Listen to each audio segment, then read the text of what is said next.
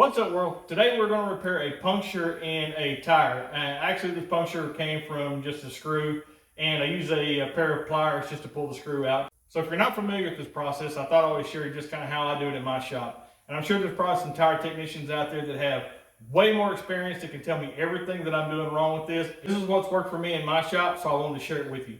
Now, you will need a few tools for this. The tools that you will definitely need are going to be, obviously, you're going to need patches. You're going to need a tool to remove the slick liner inside of the tire. I'm sure it probably has a technical name. I have no clue what that is. Basically, what we're going to do is remove the sheen off of the inside of the tire around the puncture wound, and we're going to add some grit to it.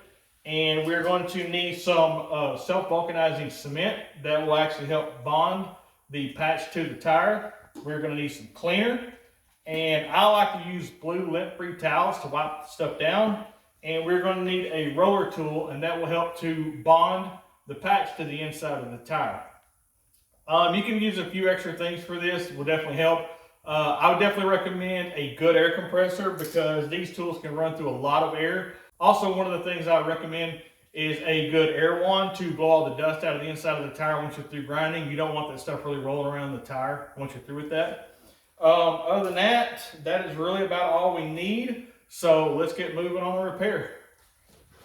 Okay, this puncture on the inside is extremely small. One of the things that I like to do, and this isn't necessarily a have to, but I actually like to take a piece of chalk and mark on the inside where the puncture is.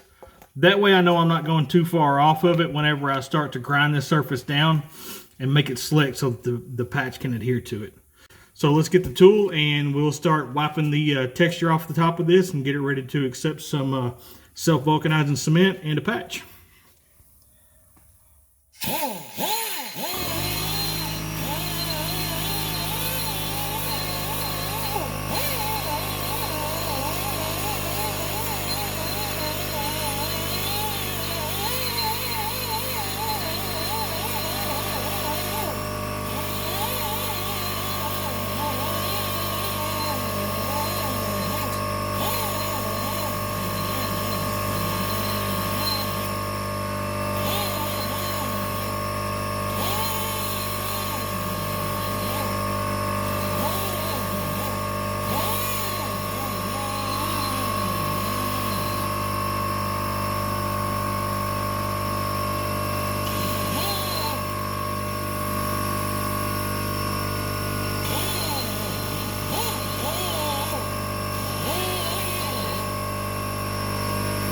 Okay, normally I would just take a air hose, take the tire outside. It's dark outside, so obviously we can't film outside right now with it dark.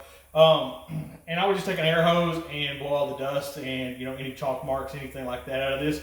But since we're inside, I want to cheat a little bit and going to use a shop vac, which will work just as good. Clean all the inside of the tire out real quick.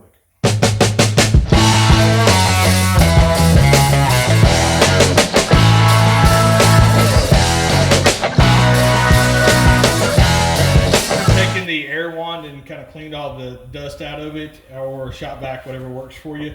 I like to actually take the cleaner and a little bit on a rag. Make sure you wear protective gloves with this cleaner because it can be pretty harsh in your hands. So I just got some cheap nitrile gloves just to get me by for this, and we're going to give everything a good wipe all the way around it.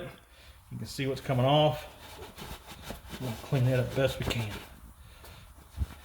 And once we're cleaned up, we're going to let that sit a moment, and you can start to see the puncture a little more clear now. Once our cleaner's just had just a couple of minutes to set and evaporate really good, this is where our Self Vulcanizing Cement first comes in. I like to put a good heavy layer on it in our cleaned up area and let it start to set a minute. And once that gets tacky, we're going to be ready to start putting our patch on.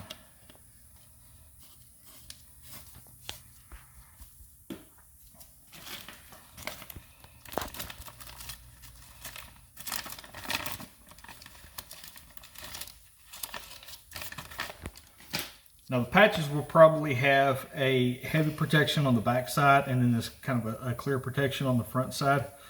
So normally I would take the larger side first. Take that one off. If I can get this side started.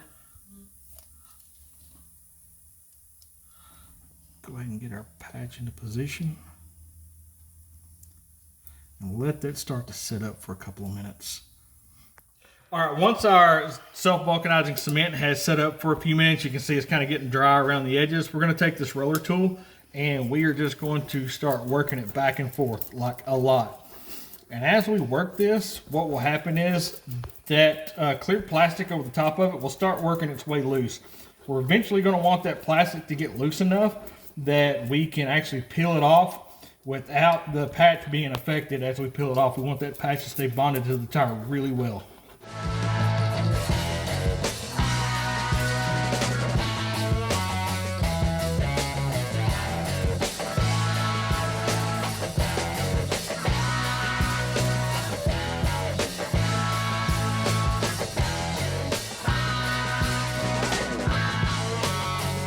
3 days later.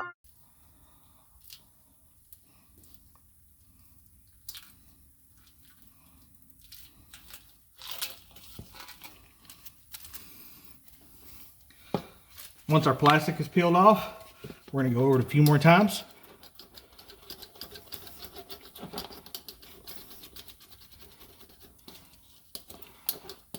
I want to make sure our edges are all down really good. And then what I like to do is take some more of the self-vulcanizing cement and go right all over it. Make sure this patch is basically bonding and become one with this tire as best as possible.